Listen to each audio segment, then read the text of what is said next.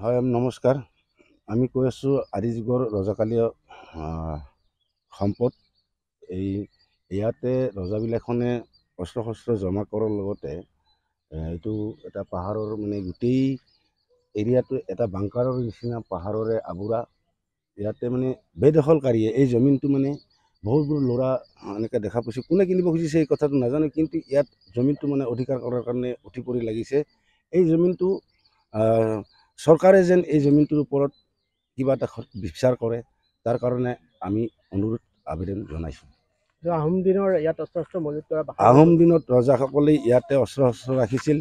তাৰপিছত ব্ৰিটিছসকলেও ইয়াতে ৰাজত্ব কৰিছে, ব্ৰিটিছেও ইয়াতে কিবা কিবি কৰিছে। আৰু ইয়াত শিলবিলাক পৰি আছে, দৃশ্য আছে, খাল আছে, ইয়াৰ পাহাৰে আৱৰা চাৰিওপিনে। এইখিনি মধ্যম খণ্ড, উত্তৰ গুৱাহাটী মধ্যম খণ্ড বুলি কয়। খালনি পাহাৰ, ৰজাকালীয়া ৰুদ্ৰসিংহ ৰজা ইয়াত বাস কৰা বুলি কয়। আৰু এই জমিনটো ৰজাৰ দিনত এখন ৰাজধানী বুলি আমি শুনা পাই আহিছোঁ। আমাৰ আইতাসকলে কৈছে। আৰু ৰজা ৰাণীয়ে ইয়াতে গা ধোৱা বুলি কয়। ইয়াত এটা পুখুৰী আছে।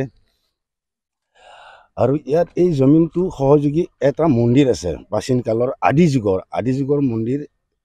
ৰজাসকলে ইয়াতে ৰজাৰ স্থান আছিল। গতিকে ইয়াৰ এই জমিনটো মন্দিৰসহ এখন ৰাজধানী বুলি কোৱা আমি আইতাসকলে আমি শুনা পাই আহিছোঁ।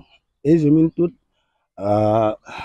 কোনোবাই কিনিবৰ কাৰণে বিচাৰি আছে। এই জমিনটো সেনেকুৱা নহয়, এইটো ৰাইজৰ অনুষ্ঠানৰ জমিন। এই জমিনখিনি যেন সংৰক্ষণ কৰে, মই পোনপ্ৰথমে অসমৰ মাননীয় মুখ্যমন্ত্ৰী মহোদয় ডক্টৰ হেমন্ত বিশ্ব ডাঙৰীয়াক অনুৰোধ জনাইছোঁ যে তেখেতে এই জমিনটোৰ ছবিটো চাই ইয়াৰ এটা উচিত ব্যৱস্থা লয় যেন। এইটো জানাত তাৰমানে সাৰ বাৰুদে জমা কৰিছে ইয়াতে। আমাৰ ইয়াৰে চেঙৰা ল'ৰাবিলাকে বস্তাতকে ভাৰ কৰাই লৈ পেকিং আহে, সেইবোৰ ভিতৰত থয়। আৰু তাত যিটো দৰ্জা আছে, সেই দৰ্জাটো তাৰমানে আমি আগতে সোমাইছিলোঁ ভিতৰত সৰু থাকোঁতে, কিন্তু পাছত সেইখন দুইখন দৰ্জা লক হৈ গ'ল। আজিলৈ কোনো খুলিবই পৰা নাই। ইয়াতে একো নাই, খালনি খালনি পৰ্বত আছে। এইটো এই ঘৰটো আছে খাৰ বাৰুদ থৈছিল আগতে এটা বঙালীয়ে।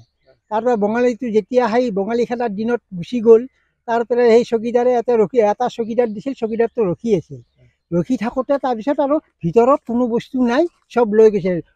লোহাৰ দৰ্জা দুখন আছে, এখন কৰিডৰৰ নিচিনা আছে। সেই কৰিডৰেদি যাই সিখন দৰ্জা খোলে, এইখন দৰ্জা মানে লক হৈ আছে, সিখন দৰ্জা লক হৈ আছে। কাম কৰিছিল নেকি? মই তাৰপৰা ইপিনদিও মই খাৰ বাৰুদ কাণেদি কঢ়াই এটা থৈছিলোঁ, তাৰপৰাও এদিকে থৈছিলোঁ। তেতিয়া দিছিল 8 আনা আৰু 4 আনা বস্তা হেৰি তোমাৰ পেকিংটো। ব্ৰিটিছৰ দিনৰ এইবিলাক? ব্ৰিটিছৰ দিনৰ নহয়, আমাৰ যি আৰু খড়গেশ্বৰ তালুকদাৰ যেতিয়া মানে হেৰি শ্বহীদ হয় তেতিয়াৰ দিনত। হয়, আমাৰ দেউতাহঁতে কোৱা শুনিছোঁ, এইটোত মানে ব্ৰিটিছ চৰকাৰৰ যুদ্ধৰ সামগ্ৰী বুলি ইয়াতে ৰাখা বুলি কৈছিল আৰু দেউতাই। East India company? হয়। মানে ইয়াৰ পৰা এই ঘৰটোত মজুত কৰি ৰাখে? হয়, এইটোত ৰাখি পেলাই তেওঁলোকে লৈ গৈছিল ইয়াৰ পৰা। লাগিলে লৈ যায়? বেলেগ মানুহ তালৈ যাব নিদিয়ে আৰু।